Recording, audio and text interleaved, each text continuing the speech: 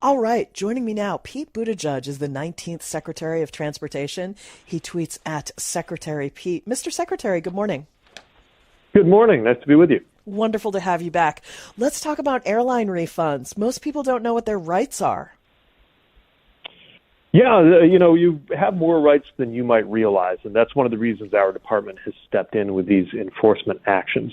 For example, if you get canceled or you experience a major delay and wind up not traveling, you're entitled to a refund, and that refund has to come quickly, about 7 days if you book by credit card. We saw a lot of airlines not doing that. They were dragging their feet, putting up obstacles, or in some cases not paying people back at all. That's where we stepped in, and because of our rules and our enforcement actions, in the cases that we announced yesterday, passengers are getting over $600 million in refunds, and we're ordering fines as well to make sure we send a message that airlines shouldn't make it that hard. We shouldn't have to go through an enforcement action to get your money back, but we will if that's what it takes. What is the time frame that the $600 million covers? It's for travel that took place within the last couple of years. A lot of this was pandemic-related issues and cancellations during that period, but some of it goes into this year as well. And the money is already moving. Either passengers have already received it or they received instructions on how to go ahead and collect that refund quickly.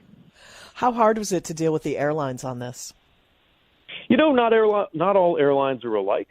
Some of them, as soon as they saw we had their attention, they were at the table trying to work this out.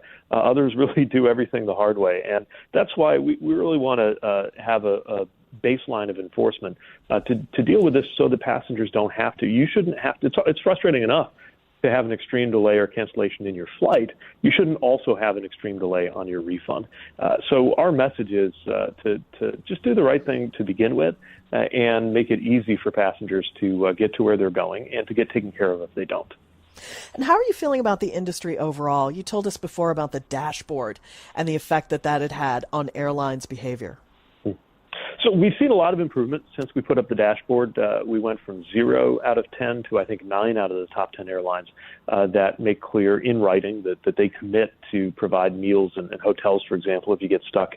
We've also seen improvements in performance. Right now, if you look at the cancellation rates, they're between 1% and 2% this fall. That's dramatically lower than they were early summer, but I'm still concerned that the system is brittle, that it is vulnerable, that if you have a big weather event or a couple of other curveballs, it'll be hard for the system to recover. So as we go into this holiday travel season, I would say big improvements compared to where we were this summer, but still a lot of work to do.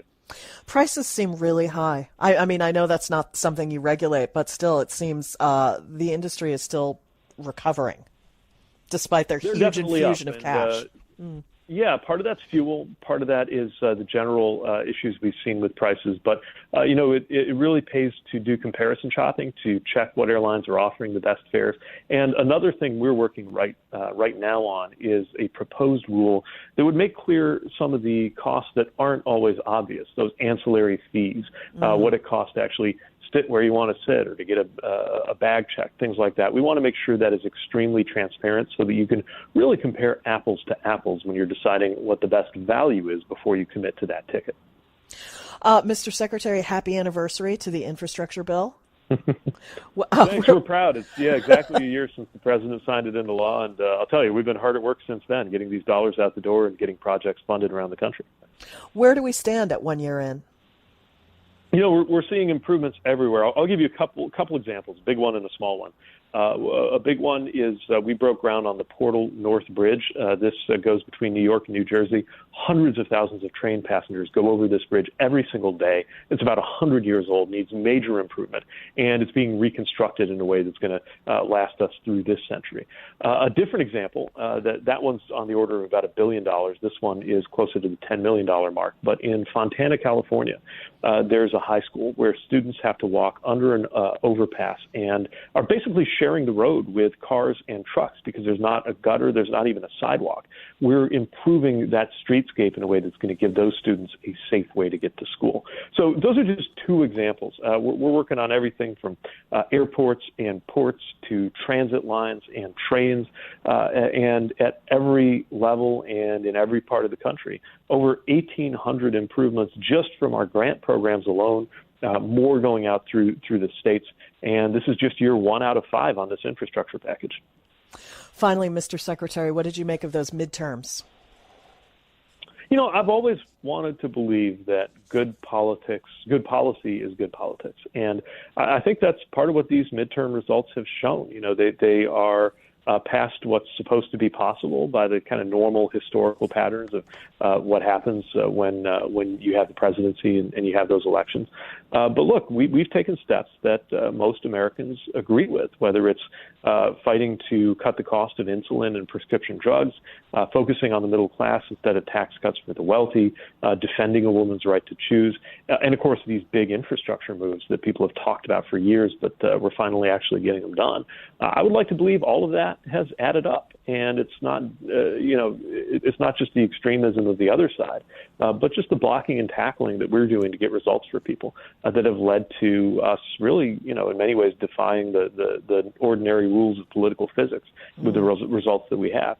We're also, not taking anything for granted, recognizing that, we're going into a season where we're going to have to continue to work on a bipartisan basis with anybody who's willing to come to the table. But we know how to do that. That's exactly how we got the infrastructure bill done. That's how we got the veterans bill done, that the administration is rightly very proud of. And we'll continue to work with anyone, Republican, Democrat, Independent, who will sit down with us in good faith to solve problems for the American people. Transportation Secretary Pete Buttigieg. Find him on Twitter @Secretary Pete. Thank you.